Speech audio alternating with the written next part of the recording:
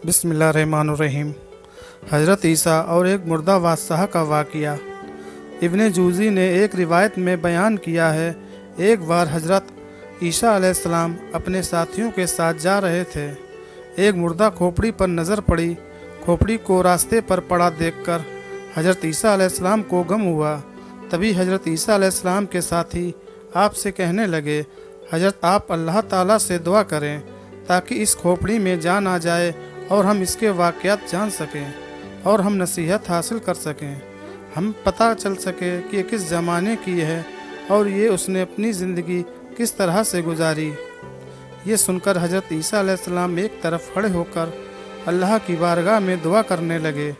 ईसा अलैहिस्सलाम ने दुआ की, ऐ अल्लाह, तू अपनी कुदरत से इस खोपड़ी में जान डाल दे ताकि हम इसकी ज़िंदगी के बारे में जान सकें। अल्लाह ताला ने हज़रत ईसा अलैहिस्सलाम की दुआ कबूल कर ली, जिसके बाद खोपड़ी बोलने लगी कि ऐ अल्लाह के नबी, मुझे अल्लाह ने आपकी बातों का जवाब देने का हुक्म दिया है। आप पूछिए, क्या पूछना चाहते हो।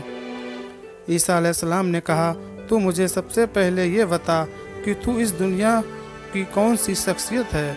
उस खोपड़ी ने जवाब दिया, मैं इस दुनिया का बादशाह था। ईसा अलैहिस्सलाम सवाल किया कि तू कितने अरसे तक इस दुनिया में ज़िंदा रहा। उसने जवाब दिया, मैं 1000 साल तक इस दुनिया में ज़िंदा रहा। मुझे हज़ारों औलादें हुई। ईसा अलैहिस्सलाम ने फिर सवाल किया कि तेरी हुकूमत कैसी थी। उसने जवाब दिया, ऐ अल्लाह के नबी, मैं एक घमंडी बादशाह था। मैं बड़ा लालची था। मुझे दुनिया फतह करने का बहुत लालच था और मैं अपने मकसद में कामयाब रहा। मैंने हज़ारों शहर फतह किए, हज़ारों जंगें जीती, हज़ारों बादशाहों को कत्ल किया, मगर आखिर मौत मुझे भी आ गई। मेरे पास इस दुनिया से ले जाने को कुछ न था। जो कुछ मैंने फतह किया इसी दुनिया में रह गया।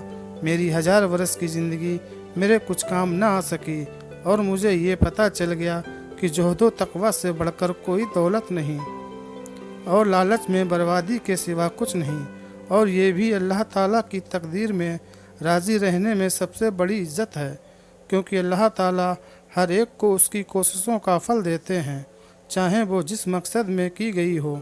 मैंने दुनिया फतह करने में अपनी पूरी ज़िंदगी लगा दी और अल्लाह मुझे कामयाब करता चला गया, और मैं अपनी कामयाबी के लालच में अपना इस दुनिया में आने का मकसद ही भूल गया। उसके बाद वो खोपड़ी खामोश हो गई।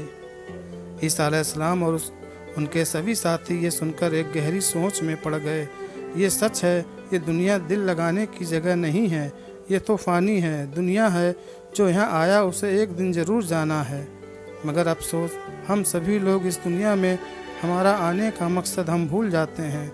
हम इस दुनिया में आकर इसी दुनिया के हो जाते हैं, जबकि हमको हमेशा याद रखना चाहिए कि आज नहीं तो कल हमें मरना है और हमें इस दुनिया को छोड़ कर जाना है। इसी तरह एक और वाक़या ईसा अलैहिस्सलाम के साथ पेश आया। हज़रत ईसा अलैहिस्सलाम एक दिन रास्ते से जा रहे थे कि आप अलैहिस्सलाम के साथ एक अहमक भी आकर आपके सफ़र में शामिल हो गया। आप दोनों अभी कुछ दूर ही गए थे कि रास्ता जंगल के रास्ते में से गुजरने लगा कि अचानक रास्ते में एक बड़ा सा गड्ढा दिखा। आप दोनों उस गड्ढे के करीब से गुजरे। उस अहमक ने जैसे ही गड्ढे में झांक कर देखा तो उसमें एक बहुत बड़ा हड्डियों का ढांचा दिखा और कहने लगा, ये किसका ढांचा हो सकता है। ईसा अलैहिस्सलाम फरमाने लगे, मैं नहीं जानता। उस अहमक ने कहा, ऐ अल्लाह के नबी, वो कौन सी इज़्म आज़म है जिसे आप पढ़कर मुर्दों में जान डाल देते हैं। मुझे भी वो सिखा दीजिए ताकि मैं वो पढ़कर इस मुर्दे को ज़िंदा कर सकूं। ईसा अलैहिस्सलाम ने फरमाया, चुप कर ऐ अहमक, तो उस इस्म आज़म को नहीं पढ़ सकता। फिर वो बेवकूफ़ शख्स कहने लगा, ठीक है हजरत, आप खुद ही पढ़ दीजिए और मुर्दे में रूह फूंक दीजिए। उसके बाद वो बेवकूफ़ शख्स फिर से अपनी बात पर जिद करने लगा।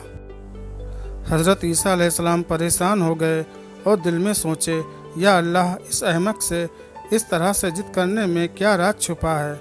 हज़रत ईसा अलैहिस्सलाम का इतना कहना था कि अल्लाह ने आप पर वही नाजिल कर दी। इसमें हैरत की क्या बात है। हमाकत को हमाकत ही तलाश होती है और बदनसीबी बदनसीबी का ही घर ढूंढती है। इतने में उस बेवकूफ़ ने उन हड्डियों में इसमें आजम पढ़कर फूंकने की कोशिश की।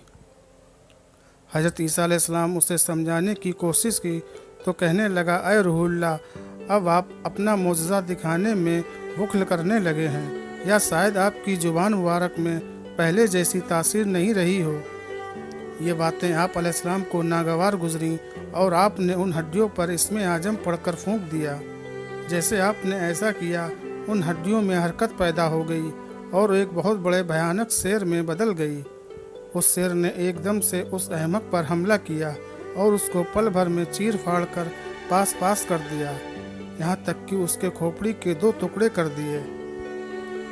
ये देखकर हज़रत ईसा अलैहिस्सलाम शेर से मुखातिब हुए और कहा कि ए जंगल के दरिंदे, तूने इतनी तेज़ी से इस शख्स को क्यों मार दिया?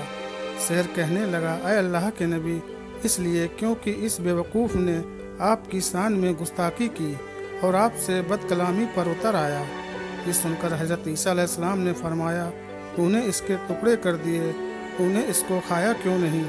शेर कहने लगा, हज़रत, मेरा अब इस दुनिया से रिज़्क ख़त्म हो गया है। अगर इस दुनिया में मैं अभी तक मेरा दाना पानी होता तो मैं मुर्दों में शुमार नहीं किया जाता। उसके बाद फिर वो एक बार हड्डियों का ढांचा बनकर उसी गड्ढे में गिर गया। हज़रत ईसा अलैहिस्सलाम के इस मौजज़े से पता चलता है कि अल्लाह दुनिया को हज़रत ईसा अलैहिस्सलाम के ज़रिए इस दुनिया की हकीकत समझाना चाहते थे। जो जिस हाल में है उसी में अल्लाह ताला की कोई ना कोई हिकमत ज़रूर होती है। क्या खूब कहा है किसी ने, न उरूज अच्छा है न जवाल अच्छा है, मेरा मालिक जिस हाल में रखे वही हाल अच्छा है। अल्लाह हाफिज़।